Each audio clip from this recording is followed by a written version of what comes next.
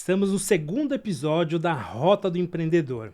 E a Rota do Empreendedor, o que a gente quer trazer para você hoje? Não só hoje, mas é sim compartilhar as histórias reais, trajetórias, querendo ou não, tem os acertos e erros, e trazer para você que é possível sim empreender no nosso país. Estou recebendo hoje aqui Paulo Farias, engenheiro de construção civil, graduado, pós-graduação em concreto armado, pós-graduação em sistema construtivo de edificações, MBA de tecnologia BIM. Paulo, um prazer enorme estar aqui contigo hoje. Gostaria que você pudesse falar um pouquinho aí da sua trajetória profissional com toda essa vasta experiência na área de construção civil. Leandro, obrigado pelo convite, primeiramente. É uma satisfação poder contar um pouquinho dessa trajetória, né? Eu servi o Exército e após o Exército eu já estava na faculdade. Meu grande desejo era trabalhar com obra, mas não tinha quem podia indicar, né? Aquela famosa indicação. E um dos meios que eu consegui encontrar de ingressar numa obra era através de ser jovem aprendiz do Senai. Então vamos lá, antes mesmo vamos assim, de criança, tu já tinha isso em mente já, de entrar na área da construção civil? A construção civil é uma coisa que sempre me fascinou muito, né? Que legal. Pela dinâmica, pelo modo construtivo que hoje a gente tem, né? É muito satisfatório você passar em frente a uma obra que você construiu e ver famílias morando. E isso é uma satisfação pessoal que realmente sempre me desejou e me trouxe muito ardor no coração para poder manter profissionalmente. Eu pude estar vendo aqui. Então quer dizer que você passou por um estágio de 3 meses, teve passagem aí por 8 construtoras de médio e grande porte, também já foi aí, querendo ou não, mais de 1.000 unidades habitacionais que você já gerenciou, e hoje proprietário da Farias Engenharias e Construções. Paulo, quando a gente traz aí esse âmbito se falando da construção civil, estágio, como que foi isso no Senai? O Senai foi uma experiência muito importante, porque como eu não tinha ninguém para indicar, foi o primeiro momento, né? Mas, como muitos, eu não passei de primeira, né? Então, eu fiquei ali nas vagas que sobraram, e naquele primeiro momento só tinha uma vaga na construção civil, eu passei em terceiro. Então, para não perder esse projeto do Senai, eu acabei entrando numa empresa que não tinha nada a ver naquele momento com o que eu queria fazer, que foi uma fábrica, né? Uma indústria de roupas íntimas femininas. Não tinha nada a ver com a área, mas você foi prefeito para trabalhar, para qual que era o objetivo? Para manter a minha posição aberta dentro do Senai, né? Olha aí. Porque se eu desistisse daquela vaga, eu perderia a oportunidade. Mas eu tinha já a expectativa, sim, que em breve apareceria alguma vaga e aí eu conseguiria fazer, né, essa migração para a área que realmente eu queria. E aconteceu com 45 dias, né? Eu estava trabalhando lá e recebi uma ligação da equipe do Senai, onde tinha uma construtora que estava precisando naquele primeiro momento um jovem aprendiz, e por eu já estar fazendo faculdade de engenharia, tinha sido o útil com o agradável. Olha a visão de empreendedor. E você tinha quantos anos? Eu tinha 21, 22 anos. Olha aí. Já visionário, já com 21 anos, você já identificando e não perdendo as oportunidades, né? Porque, querendo ou não, você teve que identificar uma outra situação e ir para uma área totalmente fora para o que você almejava para poder não perder a vaga. E foi em frente. Sim, acredito que oportunidades, ela abre vagas, né? Ela abre as portas, mas a persistência que realmente constrói um caminho, né? Então, manter naquele momento, na empresa que eu estava, à disposição do Senai, foi a estratégia que eu tive para conseguir a primeira oportunidade, e de lá, depois que eu pisei no canteiro de obra, nunca mais saí. Como foi a experiência da primeira vez que você pisou no canteiro de obra? Foi uma experiência muito bacana, porque quando você acaba de sair, né, de vários outros empregos, né, e consegue alcançar o seu objetivo final, é uma satisfação primeiro pessoal. Mas eu ainda era um acadêmico, né? Então, ainda tive que aprender a lidar com os próprios egos, né? Com a questão da liderança que ainda não existia. Então, eu tive que iniciar todo esse processo de ser líder de equipes, com pouca experiência e liderando pessoas que tinham muita experiência. Então, era um desafio muito árduo, né? É uma prova, eu falo que é uma prova de humildade. Você tem que saber se colocar no seu lugar da maneira correta, respeitando as pessoas, respeitando as suas histórias, mas sabendo dos seus compromissos e responsabilidades que você tem. Olha aí, que bacana isso, né? E para você ter uma ideia, a gente já entra no ponto do quê? De liderança, né? Querendo Sim. ou não, você entrou nessa fase. E a migração para vir à faculdade? Você chegou no canteiro de obras, começou a trabalhar e que momento que despertou? Ó, eu preciso agora entrar na minha faculdade. Quando que despertou isso? Eu sempre entendi que dentro da construção civil, né, principalmente, existiam cargos importantes. Mas enquanto eu não conseguia trabalho na construção civil e até antes do exército, como menor de idade, a maneira que eu tive foi trabalhar em bico, né, como muita gente faz. E dentro desse bico foi onde eu percebi que realmente ali era o lugar que me fascinava, porque obras duram 2 anos para construir, mas elas se eternizam na vida das famílias, né? Um imóvel é o maior bem, se não um dos maior bem que uma família pode ter, Verdade. né? Então tem muitas pessoas que lutam às vezes uma vida para conseguir um imóvel. E você fazer parte desse processo é algo totalmente satisfatório. E aí foi onde te fascinou para você realmente estar determinado para fazer a faculdade. Sim. Você iniciou com quantos anos a faculdade? Eu ingressei com 21 anos na faculdade. Me formei com 25 para 26, né? Mas até mesmo dentro da época da faculdade eu sempre tentei empreender, né? Porque eu já percebia que dentro da cidade onde eu estava havia sim ali muitas oportunidades, né? E é muito comum, às vezes, as pessoas entram numa faculdade, começam a trabalhar numa construção civil, começam a perceber ali, né, dentro de um campo tão grande, quais são as possibilidades que o profissional de engenharia pode ter, né? Então, há muito tempo, quando eu já estava na faculdade, foi onde eu percebi que realmente chegaria algum momento na minha vida que eu poderia escolher para o que eu iria me dedicar, né? E depois durou 12 anos, né? Longos anos fazendo gestões de muitas equipes, até o ponto que eu olhei e falei, tá, agora eu tenho capacidade técnica e condições de não só liderar, como também ser um objeto de produção, né? De apresentar eu mesmo como um produto. E assim teve, como você acabando de mencionar ali, a parte de liderar.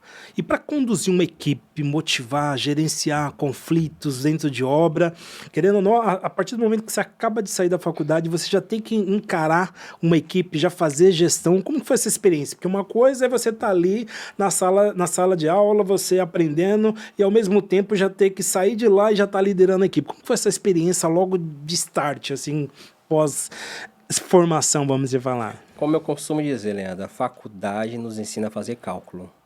Olha aí. A obra nos ensina sobre pessoas.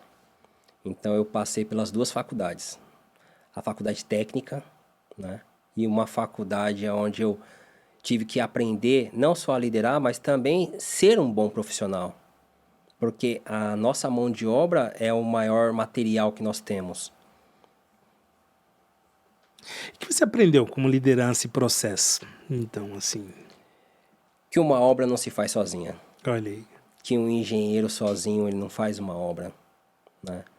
E eu acho que o mais importante de tudo isso é entender o tamanho da responsabilidade que existe em uma equipe. Seja uma equipe num canteiro de obra, seja numa equipe em uma outra profissão, seja numa equipe familiar, né? Ali eu tive que aprender a lidar com o ser humano dentro dos seus conflitos, lidar com todos os prazos suicidas que existem dentro da construção civil, né? Que são curtíssimo, porque tem Curtos. imprevistos, né, cara? Você fala que tem imprevisto daqui, você tem que lidar com, querendo ou não, teve determinado dia, aquele não pôde trabalhar, outro estava doente, e tem um prazo de entrega. Você tem que lidar com todos esses processos.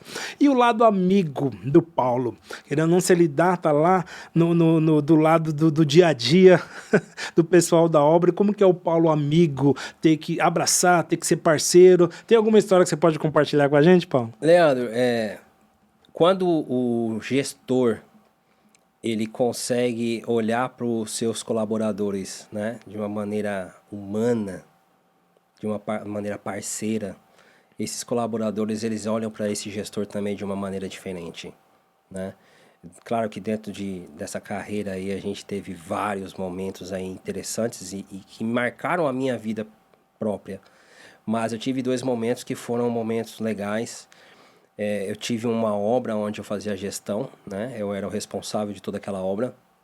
E um dos pedreiros daquela obra, eu percebia que ele tinha muita dificuldade de entender o que eu falava, uma dificuldade de executar o que estava em projetos. E a convivência é a melhor, né, arma que um gestor tem. Porque todos os dias você está vendo aquela pessoa, você consegue interpretar, né, as ocasiões. E uma coisa que eu consegui interpretar é que ele tinha problema de vista. Então, muitas das vezes as informações não chegavam até ele, ou quando chegava ele não conseguia interpretar, não era por má fé, mas por realmente não conseguir enxergar. E aí eu, junto com o mestre de obra naquela época, nós compramos um óculos para o colaborador.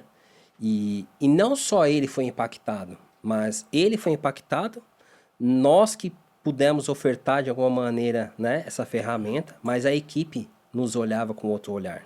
Olha aí, né? A sensibilidade que vocês tiveram para ter esse cuidado e querendo ou não valoriza, né? Demais, demais, demais, demais.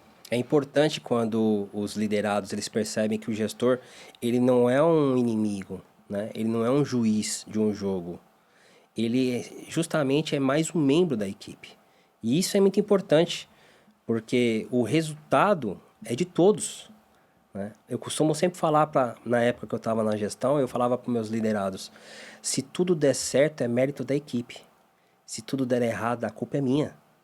Porque como gestor eu tenho que ter essa responsabilidade de direcionar, entender. Eu costumava falar para os meus auxiliares de engenharia, né? Vocês têm o dever de errar, têm o dever de perguntar. Quem não pode deixar que esse erro se permaneça sou eu. Como gestor, saber identificar, né? Você E tem como que saber gestor, que a responsabilidade é sua, né? E hoje não gestando mais, né? Não fazendo essa parte de gestão, mesmo assim entender que é o meu nome que está representando famílias, lares, sonhos, projetos financeiros que às vezes as famílias guardaram um dinheiro por muito tempo.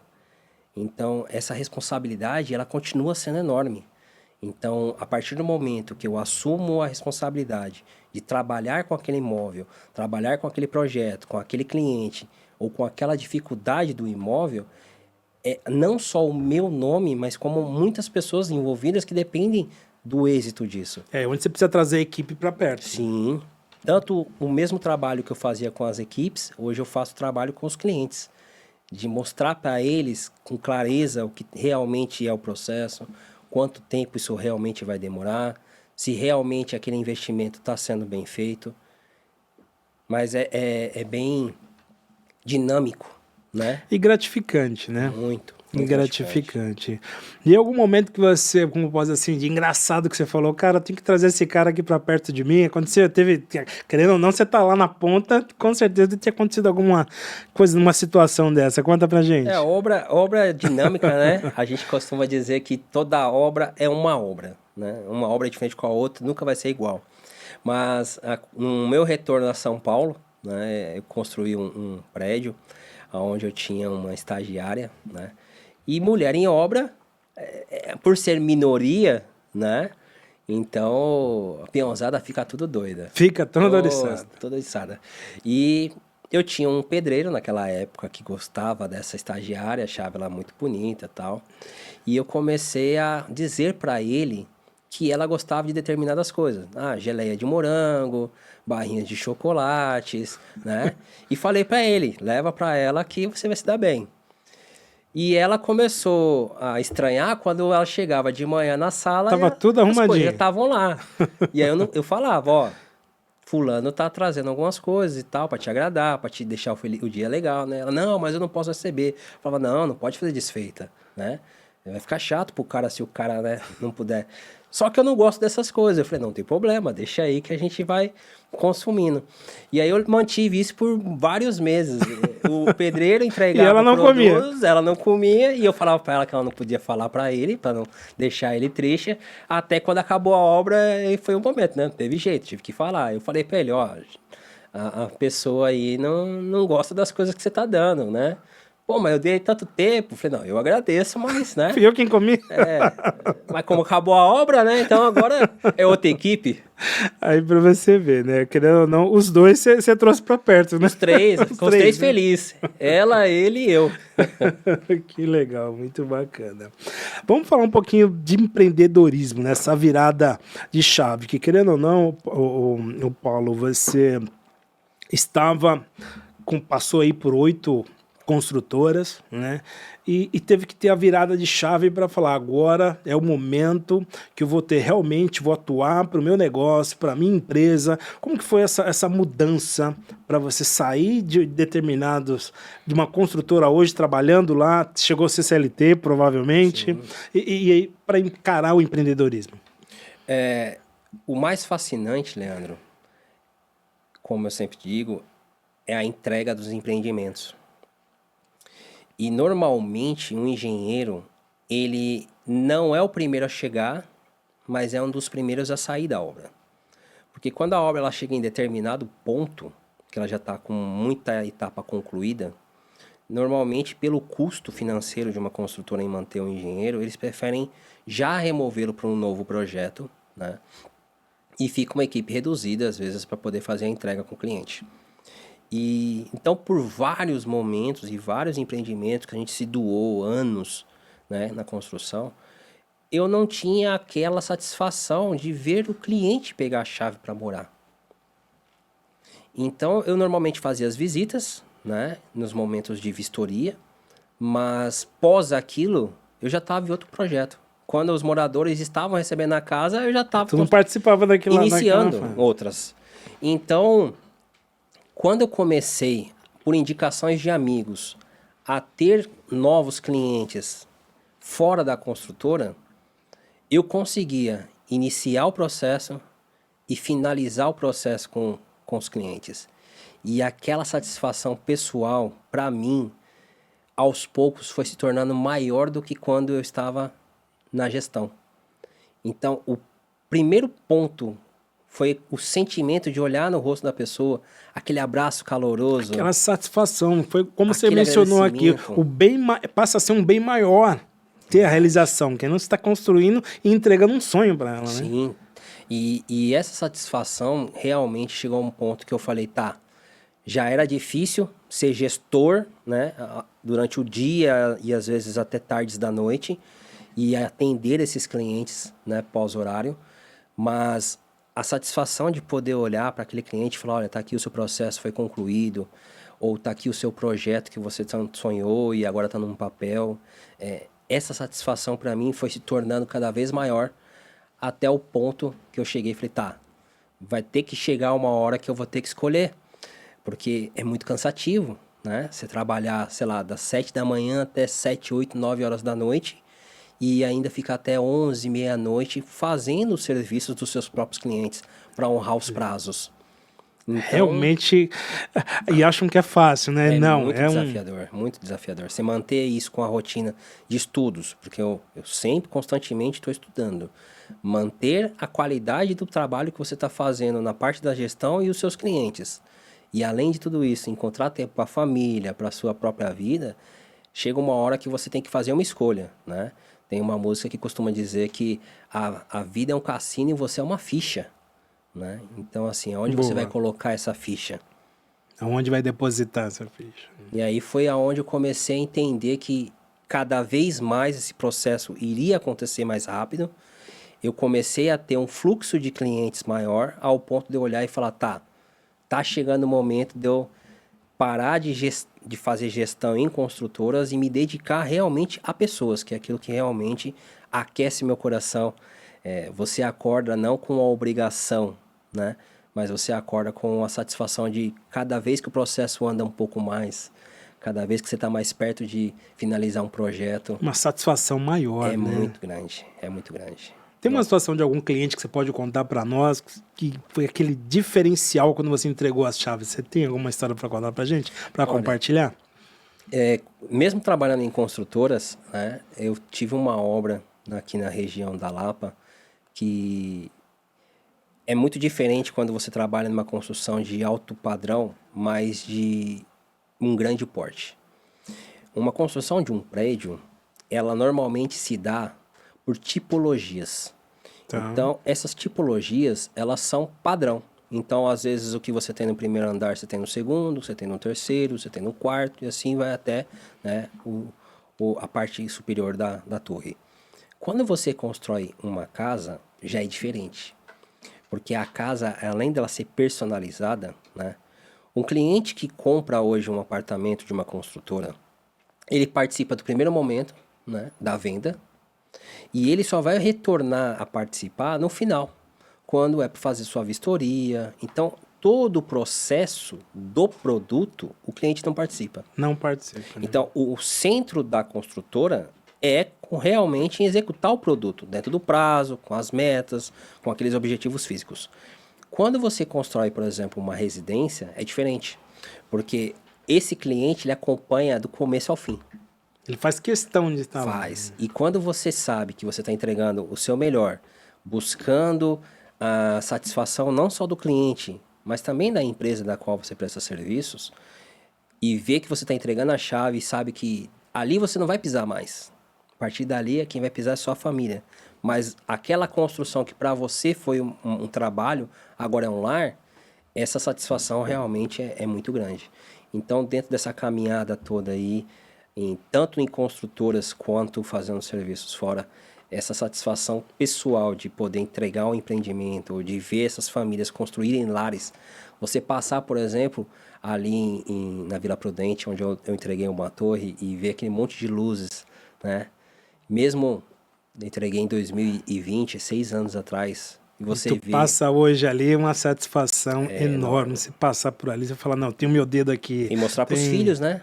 Que legal. A satisfação nossa é pegar os filhos, pôr no carro, depois de, sei lá, 1 ano, 2 anos, entregue uma obra, e falar, ó, aqui era onde o papai estava, né, até tarde, quando você reclamava que o papai só chegava tarde, era para essas famílias hoje estarem aqui. Isso é uma satisfação muito boa. Enorme, enorme. Agora, Paulo, com certeza teve algum momento aí que iria colocar tudo a perder uma determinada construção. Conta pra gente aí. Teve uma situação de você falar, não vai dar certo, e no final concluiu e deu certo. Conta pra gente, compartilha alguma história pra nós assim. Foi talvez um dos marcos da minha vida, viu, Leandro? Eu fui chamado uma vez para fazer um laudo patológico de uma obra. Era um apartamento, e esse apartamento era num condomínio. E foi o meu primeiro laudo patológico. E eu fiquei sabendo durante o processo que esse laudo ia ser examinado pelos responsáveis do condomínio, pela gestão do condomínio. E eles tinham uma equipe de engenharia. Própria. Então você imagina, era um primeiro laudo que eu estava fazendo.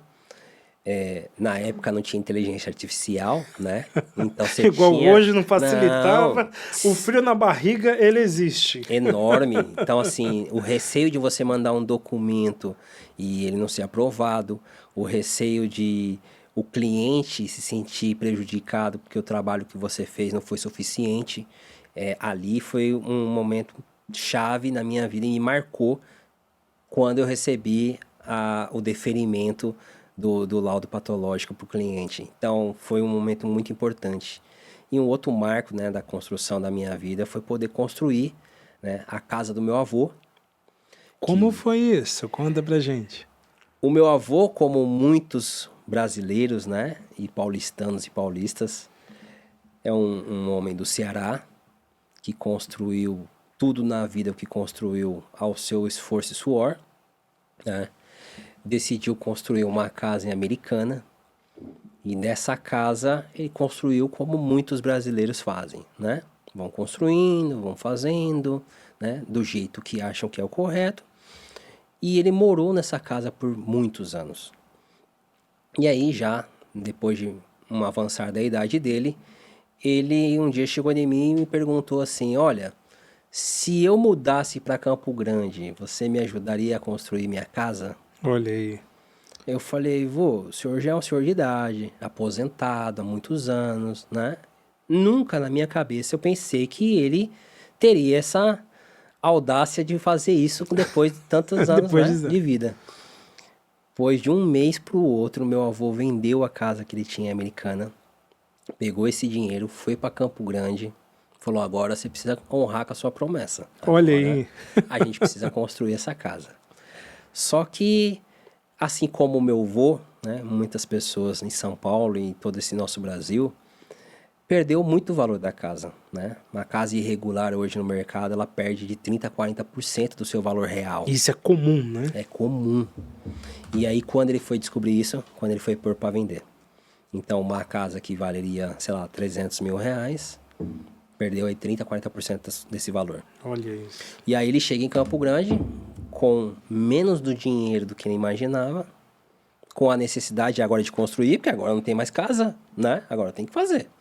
E aí eu fui aonde eu falei, olha, então eu vou abrir mão da minha vida e a gente vai dedicar. Foi mesmo, Paulo? Você abriu mão e foi para Parei qual de cidade? trabalhar. Eu já estava em Campo Grande, Campo Grande. ele saiu de Americana, foi para Campo Grande e eu falei, bom, agora é a hora de honrar a promessa que eu fiz para ele. Só que legal. ou o dinheiro dava para construir ou pagar as pessoas, né? Então nós tivemos que eu e alguns parentes meus tios, botar a mão na massa mesmo, mão na colher. Um desafio. Foi um desafio. Então, assim, eu fiz o projeto da casa, a estrutura elétrico-hidráulico da casa e ainda tive que, enquanto eu pude ajudá-lo, a gente estava lá construindo, batendo bloco, batendo concreto na mão para realizar o sonho que era dele, né? Então, foi uma satisfação pessoal tão grande e também uma dor, né? Porque ele demorou anos para construir a casa que ele tinha em Americana, com muito suor e muito esforço. E exatamente pela mesma falta de informação, né, de muitas pessoas, eu costumo dizer que não é o valor do dinheiro que a casa perde, mas é o valor do esforço. Isso acaba sendo comum, né? A falta de informação, ou quer seja na venda, uma má compra. Então, assim, isso, a falta de informação é demais, né? É que as pessoas ainda não entendem, né, o tão prejudicial que é uma casa irregular. Então, um imóvel irregular, ele é um problema hoje, porque talvez o seu imposto está sendo cobrado de uma forma errada, né? O cálculo está errado. Você não consegue vender. Se você vende, você perde muito valor de todo aquele seu imóvel. Se você for fazer um inventário, não consegue. É impossível. Então, assim, existem várias circunstâncias que a irregularidade de um imóvel, seja ela iniciando, ou seja ela uma casa que você está há 20, 30 anos, acontece. Eu tenho casos de pessoas que viveu a vida toda naquela casa com seus pais morreu e ela não consegue transferir para ela mesma.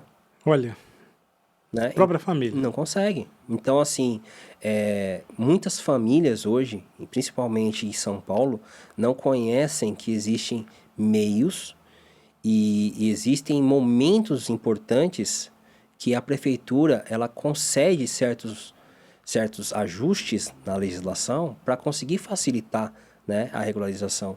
E é por isso, exatamente por isso, que eu deixei uma carreira de gestor para poder olhar para essas pessoas, para poder trazer essa realidade. Um olhar apurado é diferente. E querendo ou não, você levando essa informação, você atende totalmente diferente. É um atendimento personalizado, porque ninguém olha para isso. Não, cada caso é um caso, cada família é uma história, cada município é uma lei. Então, aquilo que eu não conseguia, né? Claro que eu tive um sucesso e sou muito feliz por toda a trajetória que eu tive, pelas obras que eu passei, fiz amizades e verdadeiros parceiros de negócio, mas trazer essa satisfação pessoal, individual das pessoas no final de cada processo, durante cada consultoria, isso aí para mim realmente é uma motivação extra à própria profissão. Isso é muito bom, muito bom. Paulo, como seu mentor, em que momento que você identificou que você, eu preciso de um mentor? Conta pra gente, qual foi esse momento? Até o nosso encontro, né, foi um momento especial, né? Como eu disse, eu estava já num ciclo, né, muito cansativo, né, de conseguir administrar os dois lados, né? E é claro, nem que seja pelo cansaço, algum momento você dá uma, né, enfraquecida. E então eu entendi junto com a minha esposa que a minha satisfação pessoal era muito maior quando atendia as pessoas individualmente. Mas como sair de uma vida que você teve equipes, subordinados, né, regras prontas, né, processos já definidos, para migrar realmente de algo totalmente dependente de você. Então, a nosso encontro foi numa ocasião de uma reunião, onde eu buscava isso. Eu buscava numa reunião conhecer pessoas que viviam o que eu vivi e da maneira que eu estava para me mostrar um caminho melhor, né? Ou talvez com um fardo melhor. Olha a importância de ambientes. Sim. Então, ou seja, com a sua necessidade, você precisou o quê? Opa, deixa eu ir para um outro ambiente para poder ver se eu consigo me atender ou mudar algo.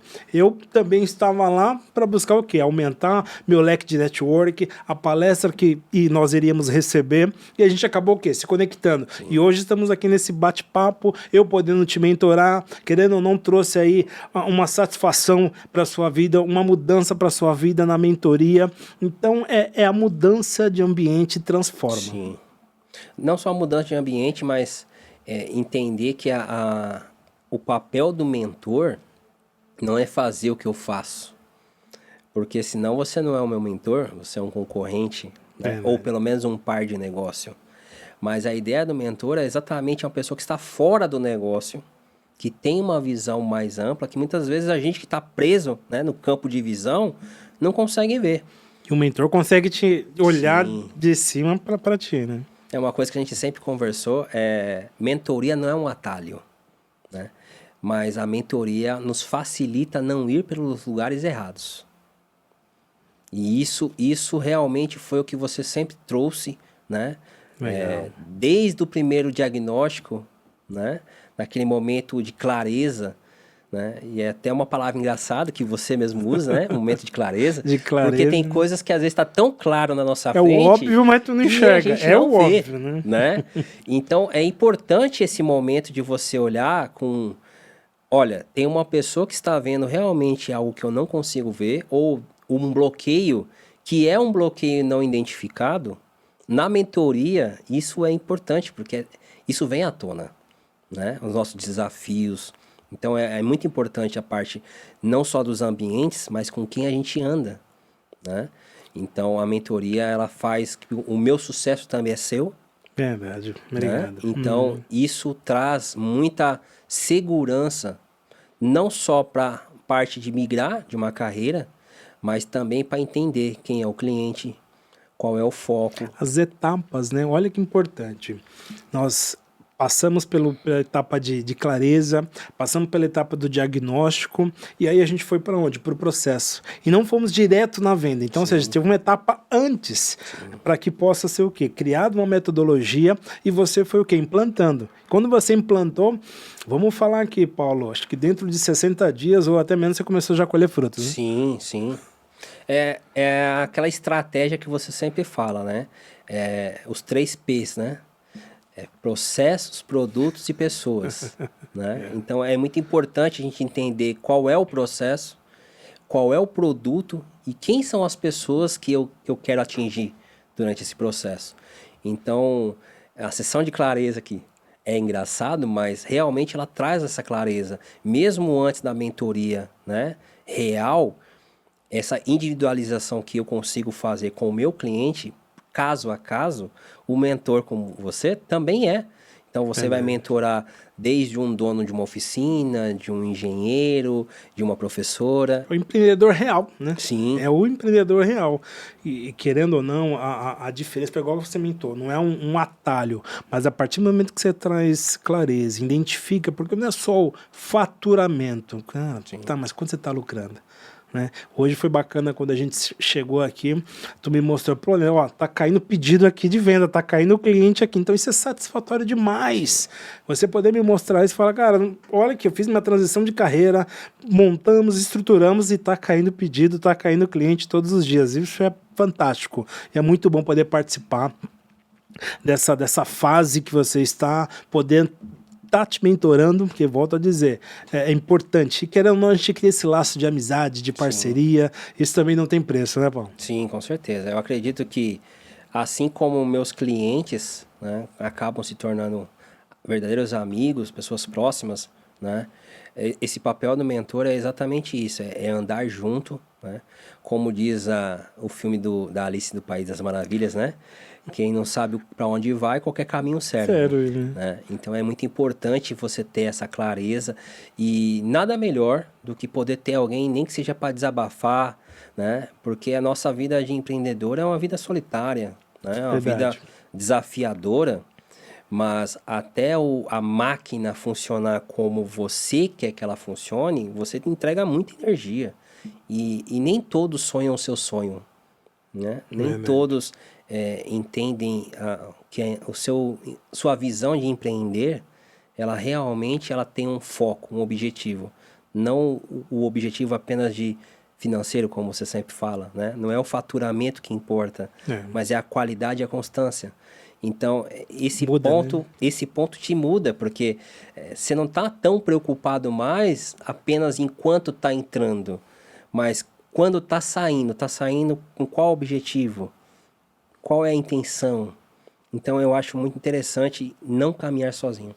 Embora é uma vida muito solitária, né? O ser empreendedor é muito difícil, mas não estar sozinho nesse barco faz o caminho ser melhor. E essa conscientização, Paulo, faz total diferença. E foi excelente poder compartilhar a sua jornada, o porquê de empreender, o cuidado com as pessoas. O que mais me chamou a atenção aqui foi esse cuidado com as pessoas, os sonhos, o que te fez mudar, o que te fez empreender hoje para realmente estar aqui e poder compartilhar da experiência, porque com certeza, quantos estudantes hoje estão falando, será que é possível? Sim. Eu vou conseguir? E, ou seja, podendo trazer essa experiência contigo aqui é fantástico. Fala para nós quais são os serviços que você pode entregar para todo esse pessoal aí que está nos assistindo. Eu gostaria de lembrar a todos, tá? Nós estamos num momento muito importante, tá? Existem alguns municípios que estão com facilidades, né? Leis de incentivo à regularização de imóveis, né? Aqui em São Paulo encerra-se agora em agosto. Nós temos alguns municípios que ainda estão ativos e outros irão iniciar, tá? Então, é um ano muito importante. Hoje, uma grande parte dos meus clientes realmente, até pela questão do prazo, que são prazos curtos, às vezes 3 meses, 4 meses. Então, realmente, hoje a minha demanda está sendo maior nessa parte. Mas é importante que, como engenheiro e como uma empresa de engenharia e construção, eu ainda atuo com projetos, com laudos. Então, desde regularização, laudos patológicos ou laudos estruturais, projetos e acompanhamentos técnicos de obra, tudo isso hoje nós ainda entregamos e com uma diferença que não tem intermediários, né? É exatamente comigo. Então, eu vou analisar caso a caso, leve o tempo que demorar, mas a gente sempre vai buscar o que for melhor para o cliente. Legal. Queria poder que você pudesse deixar aí os seus agradecimentos e a sua rede social para que os nossos amigos, todo o pessoal que assistiu a gente aqui possa te encontrar. Não, com certeza. Primeiro eu queria te agradecer novamente. É uma honra, não só na mentoria, mas poder não contar apenas para você, mas para muitas pessoas, né, que nos ouvem essa história, né? Claro que é um breve comentário, mas é um momento marcante, rico, né? Marcante, com certeza, na minha vida. Então, eu agradeço primeiro a você, a essa oportunidade, e também agradecer a minha família que, dentro dessa jornada, né, não me abandonou, acreditou e continua acreditando. Que legal. E queria agradecer também aos clientes, né, que constantemente me mandam mensagem pedindo uma orientação técnica. É muito satisfatório poder atendê-los. Redes sociais, tá? Nós temos lá um canal no Instagram. Confesso que você sabe que é um dos bloqueios que a gente trabalha na mentoria. Desafios. É um desafio. Eu não sou muito adepto às redes sociais e por ser hoje a pessoa que realmente atende os clientes, que vai fazer vistoria, que vai bater na prefeitura. Então, às vezes, eu acabo ficando sem tempo, né, de fazer as postagens. Mas as nossas redes sociais é @fariasengeconstro, tá? É tudo abreviado. Temos o site, que é o mesmo, fariasengeconstro.com. Lá você encontra todos os serviços, a maneira como a gente trabalha. Tem todo um portal. Tem a área dos clientes que eles conseguem acompanhar dentro do site cada processo, em que instância está, se já foi executado, se está na prefeitura, se saiu o protocolo, qual é o protocolo. Lá eles conseguem pegar tudo, todos os documentos ficam anexados lá, tá?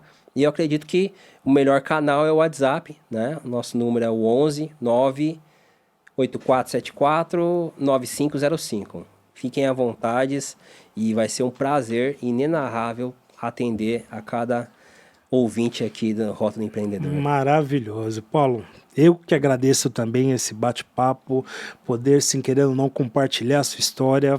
Fantástico. É um tempinho pequeno, mas assim, pode ter certeza que faz diferença na minha vida, na vida de quem vai parar para ouvir e com certeza vai se espelhar na sua história. Então, assim, principalmente a parte do seu avô, como você comentou, né? Me marcou muito esse ponto de você poder realizar o sonho dele. É algo. E para imaginar, em quantas vidas isso não aconteceu que você foi até lá e executou e fica marcado. Sim. Fica literalmente marcado. Então é uma profissão que poucos olham, né? Mas, ou seja, olha o quanto é importante na vida de cada um ter a sua casa, ter a sua moradia e tem que ter um engenheiro por trás. Sim. Tem que ter um engenheiro por trás, senão isso não vai ser finalizado. Com certeza. Então, assim, é uma profissão maravilhosa, parabéns mesmo. E estamos encerrando ao fim. E eu quero deixar para você que hoje não tem um mentor. Por quê? De que maneira? Tá faturando bem? Tá excelente? Vou falar uma coisa para ti. Muitas das vezes a gente olha, passa o mês, entra o próximo mês e os números não batem. Por que que os números não batem? Foi o que você mencionou. Você precisou ter o quê? Clareza. Vem para cá, ô Leandro, vamos fazer uma sessão de clareza? A gente foi, identificou. Tem óbvio que você acabou o quê? Não vendo. E você também. Na sessão de clareza você vai identificar, e eu vou trazer o quê? Um diagnóstico técnico para você. A partir do momento que eu trouxe um diagnóstico técnico, a gente vai identificar o quê? Os gargalos. Identificando os gargalos, a gente vai saber qual metodologia que você vai precisar o quê? Implantar dentro da sua empresa. E tem situações que eu vou dizer, não é só dentro da sua empresa, começa por onde?